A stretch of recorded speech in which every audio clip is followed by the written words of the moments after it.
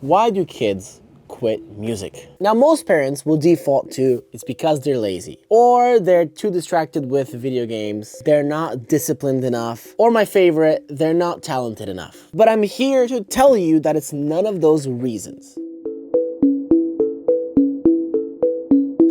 And I must start by, of course, breaking the myth in the room, which is it's not laziness, it's not the video games they're playing, and it's most definitely not because they're not talented.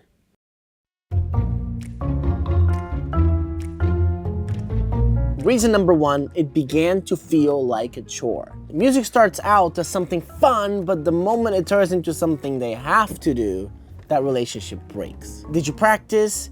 You gotta go practice. Have you done your practice yet? You get where I'm going. My biggest thing when it comes to music feeling like a chore is that teachers very often assign too much practice time. This is a topic I can talk about forever, but in the gist of it, teachers assign practice time based on how long it's gonna take to get good at this, or how long it's gonna take to move forward. We often teach the same way we were taught, and the same way we were taught, we remember when we were in college or when we started becoming professional musicians. When you have a 7-year-old, if you think the kiddo is going to go home and practice for more than 20 minutes every day, that's just not gonna happen. So teachers start with assigning realistic practice goals. It won't be every day, it'll be every other day. And it won't be an hour, it won't be 30 minutes if it's 7, but it might be 10 minutes every other day or 15 minutes every other day. That's more realistic, that's easier to sticking to. And when you combine a realistic practice expectation that doesn't feel like, oh God, I gotta do this, things will be easier.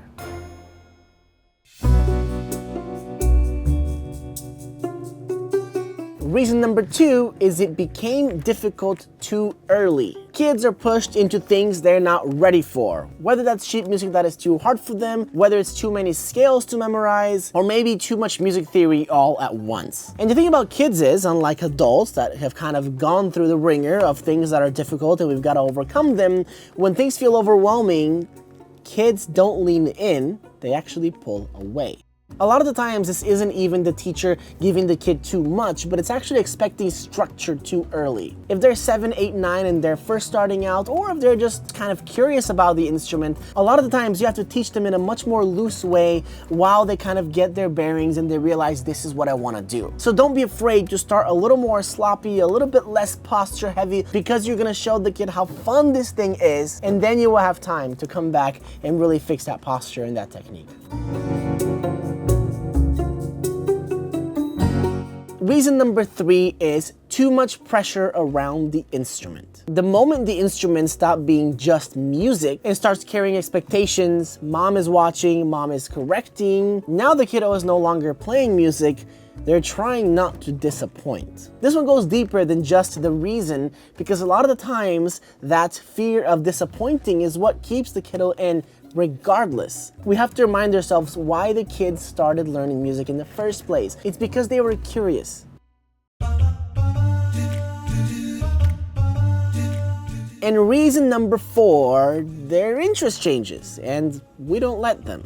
You see, although it is very, very normal for a 6, 7, 8, 9, 10-year-old to always be trying different things or changing their interests, a lot of parents don't allow for that. A lot of parents turn this into a teaching lesson of, you've got to stick through with things if we're going to go ahead and do it. But it is very important to see things from your kiddo's point of view. How important is it to teach them this lesson that they must stick with it because at one point they were interested, compared to being okay with the fact that kids' interests are going to change because they're going to want to explore a little bit more.